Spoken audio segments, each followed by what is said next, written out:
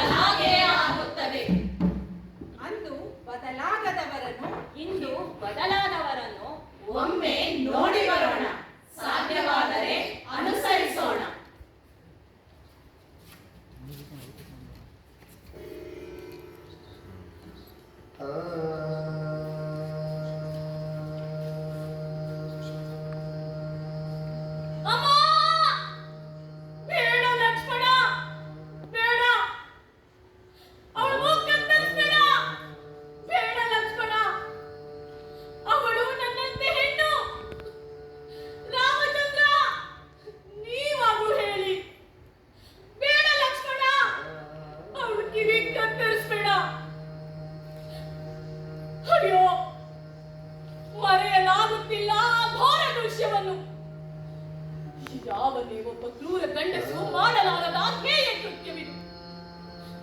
ಪಾಪ ಶೂರ್ಪನ, ಅವಳು ನನ್ನಂತೆ ಹೆಣ್ಣು.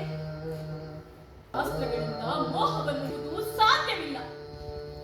ಎಂತ ಮೋಹವನ್ನಾದರೂ ಪ್ರೀತಿಯ ಮಾತುಗಳಿಂದ ತಣಿಸಿ ಬುದ್ಧಿಯನ್ನು ಹೇಳುವುದರ ಮೂಲಕ ಸಾಂತ್ವನಗೊಳಿಸಬಹುದು.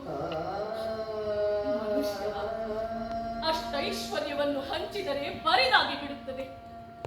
ಆದರೆ ಪ್ರೀತಿಯೇ ವಿನಿಮಯಗೊಳ್ಳುತ್ತದೆ.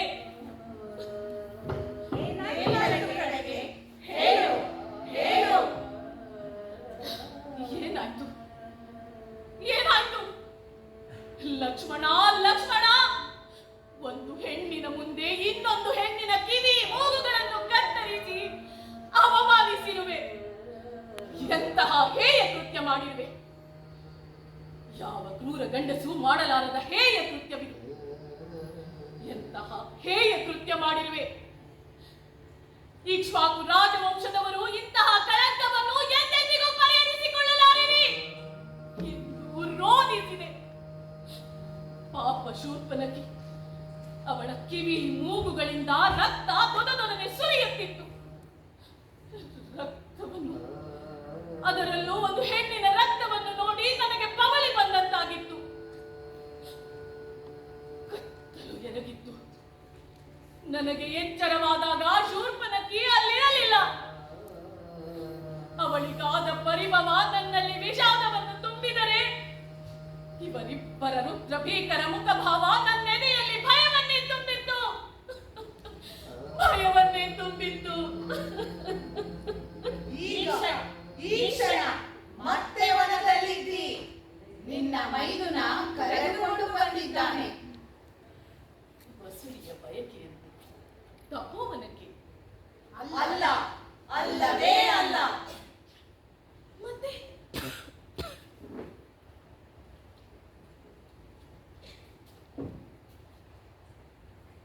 ದೇವಿ, ನಿನಗಿನ್ನಗಂ ಪೇಟುದಿಲ್ಲ. ಅಪವಾದಂ ಆವರಿಸೆ ನಿನ್ನನೊಲ್ಲದೆ ರಘುಕುಲೋದ್ಭವಂ ಸೀವರಿಸಿ ಬಿಟ್ಟು ಕಾಂತಾರಕ್ಕೆ ಕಳುಹಿಬಾ ಎಂದು ಎನಗೆ ನೇಮಿಸಿದೊಡೆ ಆ ಪ್ರಭುವಿನ ಆಜ್ಞೆಯನ್ನು ಮೀರಲು ಅರಿಯದೆ ಮೆಲ್ಲನೆ ಈ ವಿಪಿನಕ್ಕೊಳಗೊಂಡು ಬಂದೆ. ಇನ್ನು ಆವಲ್ಲಿಗಾದೊಡಂ ಹೋಗು ಎಂದು ಲಕ್ಷ್ಮಣ ಬಾಷ್ಪಲೋಚನನಾದನು. ಅಯ್ಯೋ,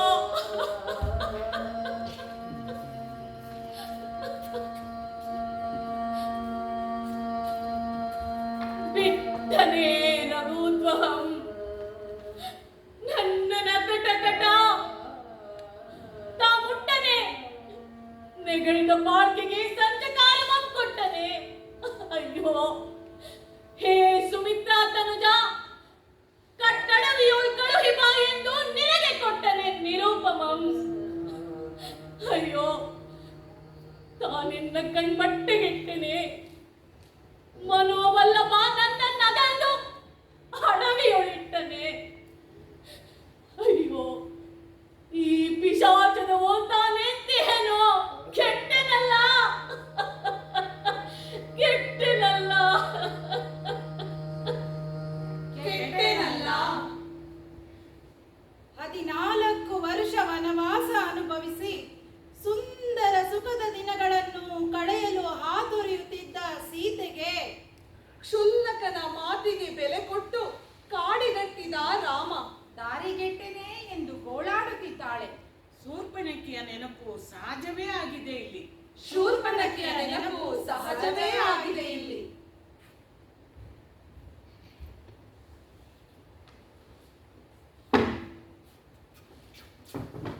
ನಾನು ಲೇವಿಯ ಪುರಾಣದ ಅಣುಬುರಿಕೆಯಲ್ಲ, ಕನ್ನಡ ನೆಲದ ಕುವರಿ. 10ನೇ ತರಗತಿಯ ನಂತರ ಮದುವೆಯಾಗಿತ್ತು. ಮುಂಬೈಗೆ ಬಂದೆ. ಗಂಡನ ಹೊಡೆತ, ಬಡಿತ, ಕೌಟುಂಬಿಕ ಹಿಂಸೆ ಈ ಸಮಾಜದಲ್ಲಿ ಬಹಳಷ್ಟು ಬೆಳಕಿಗೆ ಬಾರದೆ ಸೆರಗಿನ ಮರೆಯಲ್ಲಿ ಬಿಗಿದ ತುಟಿಗಳ ಬಿಕ್ಕುಗಳಲ್ಲಿ ತಡೆದು ಮುಗಿಯುತ್ತದೆ. ನಾನು ಈ ಹಿಂಸೆಯ ಸಂಬಂಧ ಬದಿಗಿಟ್ಟೆ. ಓದಿದೆ, ಬದಲಾದೆ. ಏನು ಓದಿದೆ, ಏನು ಬದಲಾದೆ? ಎಲ್ಲೆಲ್ಲೆಂ ಮಾಡಿದೆ. ಈಗ ಮುಂಬೈನಲ್ಲಿ ಯಶಸ್ವಿ ಲಾಯರ್ ಆಗಿದ್ದೇನೆ.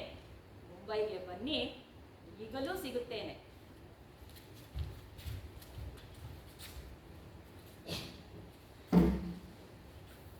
ಬದಲಾಗಿದೆ, ಬದಲಾಗುತ್ತಿದೆ, ಬದಲಾಗೇ ಆಗುತ್ತದೆ.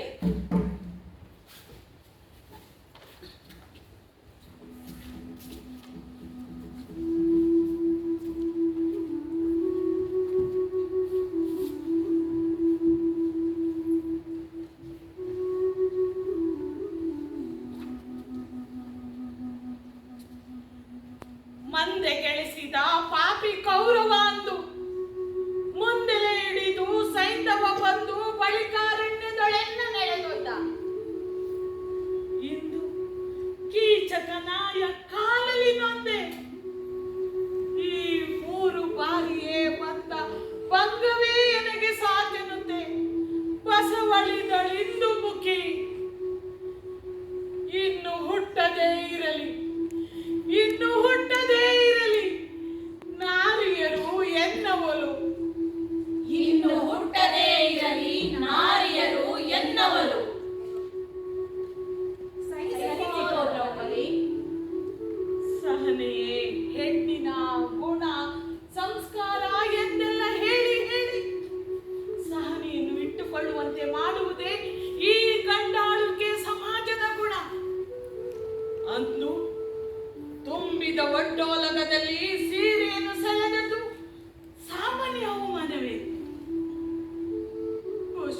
ಫಲವತಿಯಾಗಿದ್ದೇನೆ ಎಂದರು. ಫಲವತಿಯಾಗುವಂತೆ ಬಾ ಎಂದು ಮುಂದೆ ಹಿಡಿದ ಆ ದುಶ್ಯಾಸನನ ತಲೆ ಕಡಿಯದೆ ತಲೆ ತಗ್ಗಿಸಿ ಕುಳಿತಿದ್ದಾರಲ್ಲ ಈ ನನ್ನ 3 ಲೋಕದ ಗಂಡಂದಿರಾದ ಇವರು. ಹೆಣ್ಣಿನ ಮಾನ ಕಾಪಾಡಿಯಾರೆ. ಅದಕ್ಕೆ ಹೇಳಿದ್ದು ಹೆಣ್ಣಾಗಿ ಹುಟ್ಟಲೇಬಾರದು, ಹೆಣ್ಣಾಗಿ ಹುಟ್ಟಲೇಬಾರದು.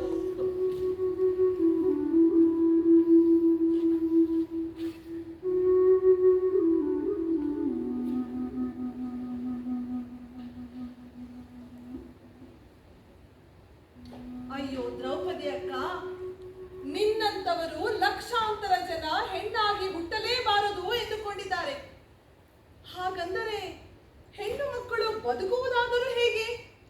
ಮತ್ತೇನು ಮಾಡಬೇಕು? ಹೋಗಲಿ, ನಿನ್ನದೇನು ಕತೆ?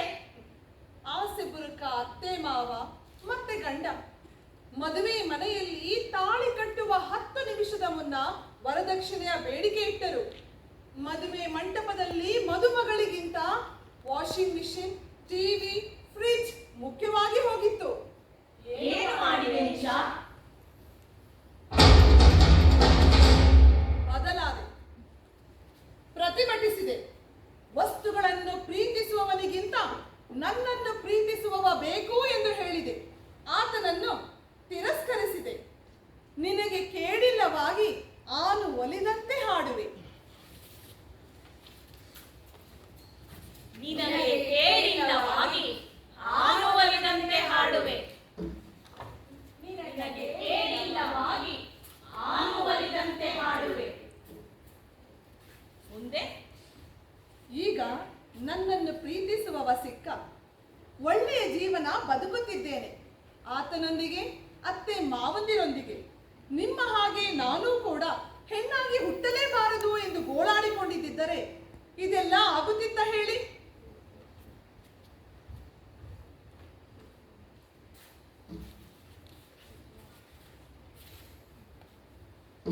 ಬದಲಾಗಿದೆ, ಬದಲಾಗುತ್ತಿದೆ, ಬದಲಾಗೇ ಆಗುತ್ತದೆ.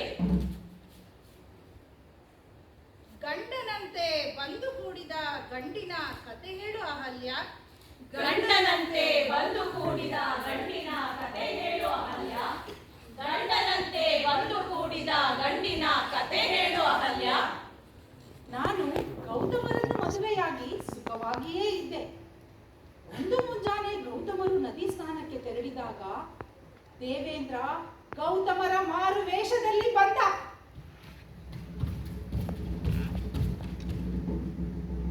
ನನ್ನನ್ನು ಕೂಡಿದ, ಓಡಿದ.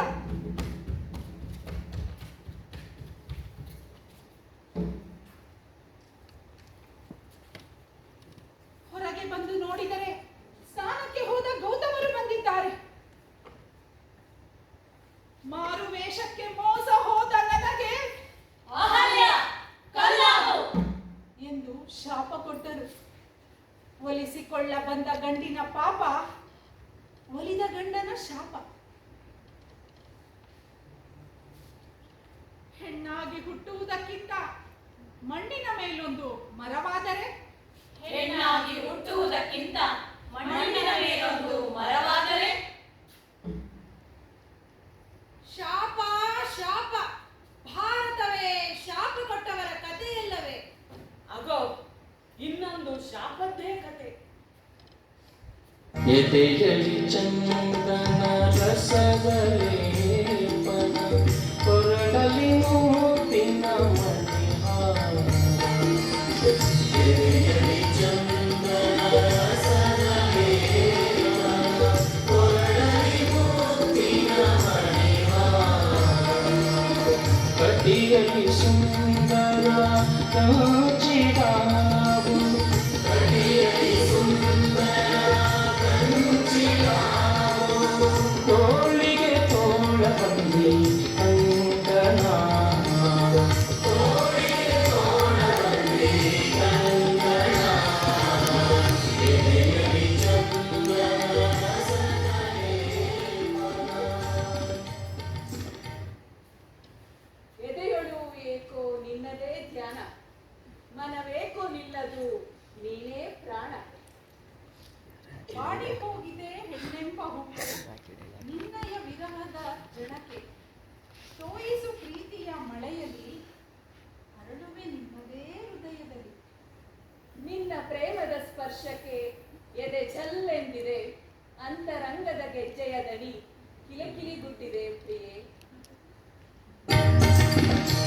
ಕೈಯೊಳು ಕಲ್ಲನೆ ರೇಸಿಮೆ ಗಂಧನ ಹಣೆಯಲ್ಲಿ ಕುಂಕುಮ ಕಸ್ತೂರಿ ಕೈಯೊಳು ಕಲ್ಲನೆ ರೇಸಿಮೆ ಗಂಧನ ಹಣೆಯಲ್ಲಿ ಕುಂಕುಮ ಕಸ್ತೂರಿ ಇಂಟಿ ನವ ಮಧುಮಾಸ ಸುಂದರ ಇಂಟಿ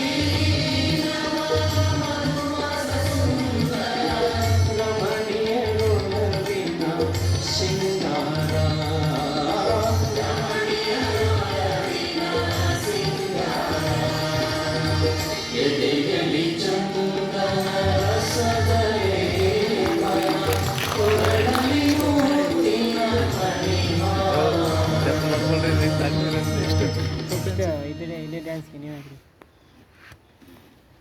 ಹೀಗೆ ಬೆಸೆದುಕೊಂಡ ಶಕುಂತಲೆ ದುಷ್ಯಂತರು ಶಾಪದ ಕಾರಣದಿಂದ ಕಷ್ಟವನ್ನು ಅನುಭವಿಸಿದರಂತೆ.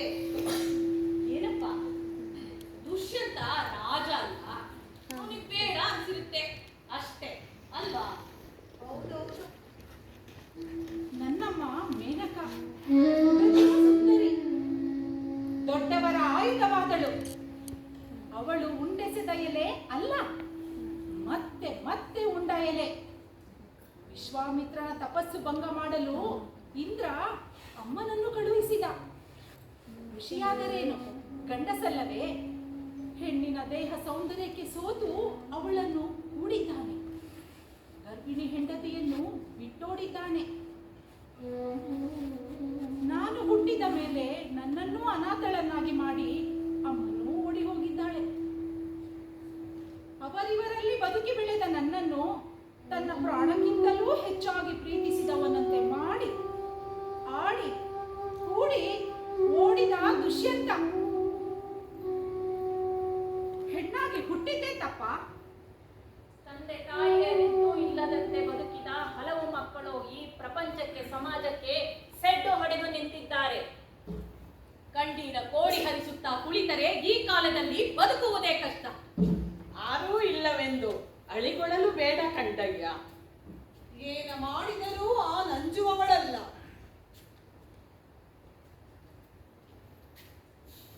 ಚೆನ್ನಮಲ್ಲಿಕಾರ್ಜುನ ಕರಕೇಳ ನೊಟ್ಟಿದೊಡೆ ಒಡಲನ್ನು ಪ್ರಾಣವನ್ನು ನಿನಗರ್ಪಿಸಿ ಶುದ್ಧಳೆಯನ್ನು.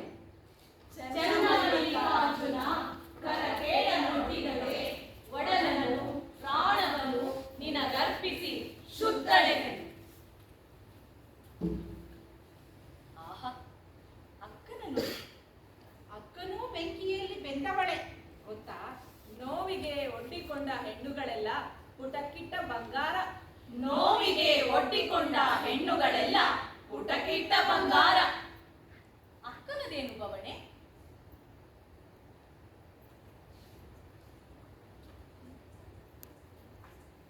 ಚನ್ನಮಲ್ಲಿಕಾರ್ಜುನನೇ ನನ್ನ ಪತಿ ಎಂದುಕೊಂಡವಳಿಗೆ ಕೌಶಿಕನಿಗೆ ಕಟ್ಟಿದರು. ಅರಿಯದವರೊಡನೆ ಸಂಗಮ ಮಾಡಿದೊಡೆ ಕಲ್ಲ ಹೊಯ್ದು ಕಿಡಿಯ ತೆಗೆದುಕೊಂಬಂತೆ.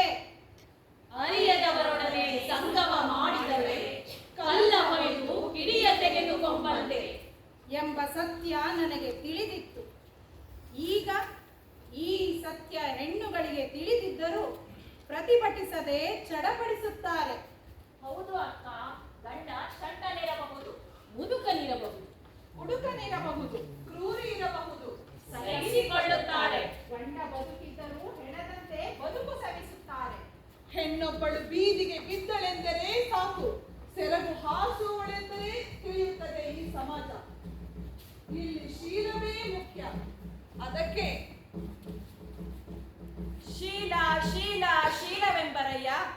ಶೀಲದ ನೆಲೆಯ ಬಲ್ಲದೆ ಹೇಳಿರು, ಅರಿಯದಿದ್ದಳೆ ಕೇಳಿರು.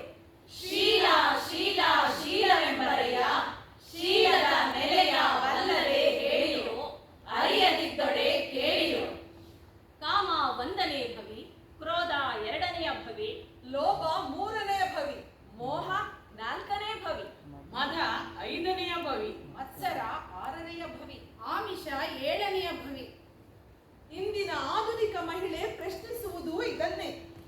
ಪಾವಿತ್ರ್ಯತೆಯ ಹೆಸರು ಗಂಡಿಗೆ ಹಾಕಿದ ಸವಾಲು ಇದು. ಈಗ ಹೆಣ್ಣು ಲೆಕ್ಕ ತುಂಬುತ್ತಿದ್ದಂತೆ ಹೊಸಲು ದಾಟುತ್ತಿದ್ದಾಳೆ, ತನ್ನ ದನಿ ಎತ್ತುತ್ತಿದ್ದಾಳೆ, ತನಗೊಂದು ವ್ಯಕ್ತಿತ್ವ ಇದೆ ಎಂದು ತೋರುತ್ತಿದ್ದಾಳೆ. ಆದ್ದರಿಂದಲೇ ಸ್ನೇಹವಿದ್ದ ಟಾವಿನೊಳು ದ್ರೋಹವಾಗದಂತೆ ಬದುಕುವ ಅನಿವಾರ್ಯತೆ ಪುರುಷನಿಗೆ ಒದಗಿ ಬಂದಿದೆ.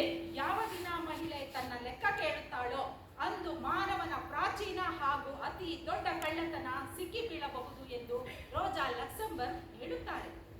ಅದಕ್ಕೆ ನಾವು ಪುರಾಣದ ಇತಿಹಾಸದ ಕಳ್ಳತನದ ಘಟನೆಗಳನ್ನು ಹೆಕ್ಕಿ ಹಾಕಿದ್ದು. ತಲಾಂತರದಿಂದ ತಲೆದಿಂಬಿಗೆ ತನ್ನ ಕಣ್ಣೀರ ಕಥೆಯನ್ನು ಹೇಳುತ್ತಿರುವ ಹೆಣ್ಣಿನ ಬಿಡುಗಡೆಯಾಗಿದೆಯೇ? ಆಗಿದೆ ಮಹಿಳಾ ದಿನಾಚರಣೆ ಎಂದು. ಎಲ್ಲ ಒಬ್ಬಳು ಕಲ್ಪನಾ ಚಾವ್ಲಾ, PT ಉಷಾ, ಸ್ಮೃತಿ ಮಂದಾನ, ಇಂದಿರಾ ಗಾಂಧಿ ಹೀಗೆ ಹೆಸರು ಹೇಳಿ ಮುಂದೆ ಹೋಗಿ ಬಿಡುತ್ತಾರೆ. ಹಿಂದಣ ಹೆಜ್ಜೆಯ ನೋಡಿ ಕಂಡಲ್ಲದೆ ನಿನ್ನ ಹೆಜ್ಜೆಯ ಅರಿಯಬಾರದು ಎಂದು ಅಲ್ಲಮ ಪ್ರಭು ಹೇಳಿದ್ದಾರೆ. ಸೀತೆ, ದ್ರೌಪದಿ, ಅಹಲ್ಯೆ, ಶಕುಂತಲೆ, ಮಂಡೋದರಿ, ದಮಯಂತಿ, ಭಾನುಮತಿ ಇವರ ಹೆಜ್ಜೆ ಗುರುತುಗಳನ್ನು ನೋಡಿದ್ದೇವೆ. ಮುಂದಿನ ಹೆಜ್ಜೆ ದುರ್ಗಮವೆಂದು ಅರಿತಿದ್ದರೂ ಗಟ್ಟಿಯಾಗಿ ಊರುತ್ತೇವೆ, ಬದುಕಿ ತೋರುತ್ತೇವೆ. ತಾಯಿ, ತಂಗಿ, ಅಕ್ಕ, ಹೀಗೆ ಹೆಣ್ಣುಗಳ ಬಗ್ಗೆ ಮಹಿಳಾ ದಿನದಂದು ವಾಟ್ಸಪ್, ಫೇಸ್ಬುಕ್, ಇನ್ಸ್ಟಾಗಳಲ್ಲಿ ಸ್ಟೇಟಸ್ ಹಾಕಿ ಗೌರವ ಕೊಡುವುದನ್ನು ಬಿಟ್ಟು ಬಿಡ್ರೋ ಹುಚ್ಚಪ್ಪಗಳಿರ, ಬಿಟ್ಟು ಬಿಡ್ರೋ ಹುಚ್ಚಪ್ಪಗಳಿರ. ಮನೆಯಲ್ಲಿ, ರಸ್ತೆಯಲ್ಲಿ ಎಲ್ಲೆಂದರಲ್ಲಿ ಹೇಗೋ ಕಷ್ಟ ಬಿದ್ದು ಬದುಕುತ್ತಿರುವ ಹೆಣ್ಣಿಗೆ ಗೌರವ ಕೊಡಿ. ಪಾರ್ಲಿಮೆಂಟಿಗೂ ವಿಧಾನಸಭೆಗೂ ಹೆಚ್ಚಿನ ಸಂಖ್ಯೆಯಲ್ಲಿ ಕಳುಹಿಸಿಕೊಡಿ. ರಾಜಕೀಯ ಬಲ ತುಂಬಿ. ಹೆಣ್ಣು ಒಲಿದರೆ ನಾರಿ, ಮುನಿದರೆ ಮಾಡಬೇಡಿ. ಯಾಕಂದ್ರೆ ಅವಳು ಆಗಲೂ ನಾರಿಯೇ. ನಾರಿ ಶಕ್ತಿಗೆ ಜೈ ಎನ್ನಿ. ನೀವು ಬದುಕಿ, ನಮ್ಮನ್ನು ಬದುಕಲು ಬಿಡಿ. ಸ್ವಾತಂತ್ರ್ಯ ಬ್ರಿಟಿಷರು ಕೊಟ್ಟು ಹೋಗಿರಬಹುದು. ಅಪ್ಪ ಪುಣ್ಯಾತ್ಮ, ನೀವು ನಮಗೂ ಕೊಡಿ, ನೀವು ನಮಗೂ ಕೊಡಿ. ಎಲೆ ತಾಯಿ ನೀನಂತಿರು, ಎಲೆ ತಂದೆ ನೀನಂತಿರು, ಎಲೆ ಬಂಧುವೆ ನೀನಂತಿರು, ಎಲೆ ಬಳಗದೆ ನೀನಂತಿರು. ಚನ್ನ ಮಲ್ಲಿಕಾರ್ಜುನನ ಕೂಡುವ ಬರದಿಂದ ಸಾಗುತ್ತಿದ್ದೇನೆ. ನಿಮಗೆ ಶರಣು ಶರಣಾರ್ಥಿ, ನಿಮಗೆ ಶರಣು ಶರಣಾರ್ಥಿ.